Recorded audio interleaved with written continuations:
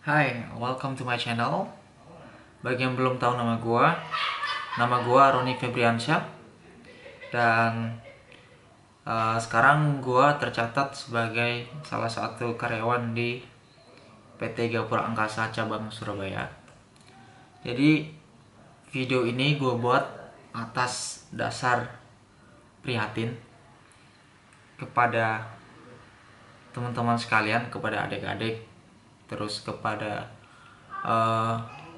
mas-mas juga yang setelah mengambil sekolah penerbangan, atau bagi mereka yang pengen masuk di aviation school. Itu adalah dasar mengapa saya membuat video ini. Jadi sebelum gua kerja di perusahaan gua yang sekarang, gua dulu juga salah satu lulusan aviation school di Yogyakarta tahun 2012, dan gua masuk di Gapura itu sekitar Oktober 2012 sampai sekarang. Jadi ini adalah video yang, sekali lagi, ini adalah video yang saya buat, yang gua buat atas dasar prihatin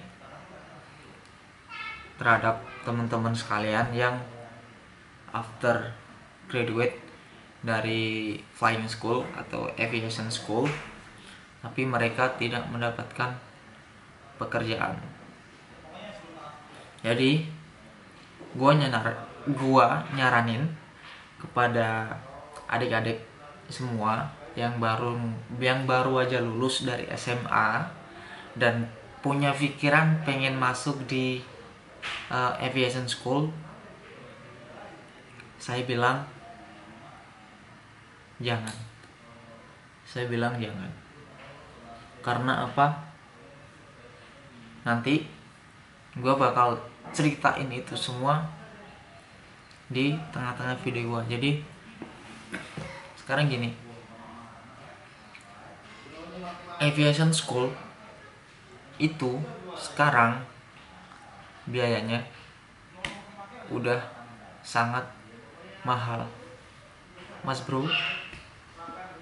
Jadi biasanya flying school itu mereka menawarkan dua jenis pendidikan. Yang pertama itu biasanya flight attendant atau program pramugara. Terus yang kedua itu adalah ground staff.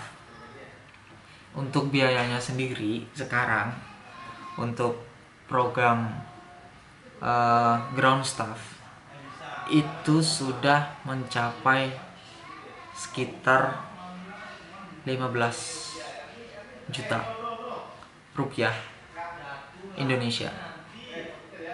Dan untuk program flight attendant sendiri itu sudah mencapai 25 juta rupiah.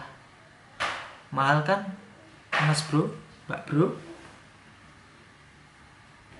Gue nyaranin banget bagi kalian semua, bagi adik-adik, bagi mas-mas, bagi mbak-mbak yang punya pikiran pengen masuk di aviation school atau kerja di aviation industry, gue nyaranin jangan. Mending kalau kalian punya duit, kalian ambil kuliah yang, maksudnya selain kuliah penerbangan. Jadi kalian harus bener-bener kuliah, misal di universitas mana kek, di Surabaya kek, Malang kek, Jakarta kek, itu. Kalau kalian mikirnya wah keren nih, kalau gua kerja di airport pakai seragam rapi, pakai dasi, kemudian bisa foto-foto sama pramugari cantik, terus bisa foto di pesawat, bisa foto sama pilot, terus kerjanya enteng, ASEAN dingin ya kan, terus wangi. Itu ada cuman sebagian dari angan-angan yang indah. Jadi gue saranin jangan. Oke, kita balik lagi ke aviation school. Jadi di Surabaya ini sekarang sudah banyak banget sekolah penerbangan yang menawarkan lulusan mereka 100% akan kerja after graduate. Itu janji mereka. Tapi kalau kalian tahu yang sebenarnya terjadi, termasuk ini terjadi di perusahaan gua sekarang, after graduate, after ground school di kelas, biasanya rata-rata kalau ground staff itu sekolahnya, pendidikannya di kelas itu mungkin sekitar 3 bulan atau sampai 4 bulan itu pelajaran di kelas. Kemudian mereka akan dilanjutkan training di beberapa perusahaan maskapai penerbangan, mungkin sekitar 2 bulan. Dan sebenarnya mereka atau kami atau perusahaan penerbangan itu nggak asal ngambil staff. Jadi harus nunggu kuota baru atau kuota kosong untuk merekrut karyawan baru. Jadi yang terjadi pada saat ini adalah banyak banget yang mereka training di perusahaan gua, dan after mereka training mereka nggak kerja, mereka nggak dapat kerja sesuai bidang yang digelutin mereka, yaitu di aviation industri atau di sekolah penerbangan lah. Itu nyatanya. Jadi kalau ada sekolah yang mungkin menjanjikan graduate mereka bakalan kerja 100% after graduate, itu sebenarnya omong kosong. Kalau kalian tahu, antrian yang lamar di airport itu banyak banget.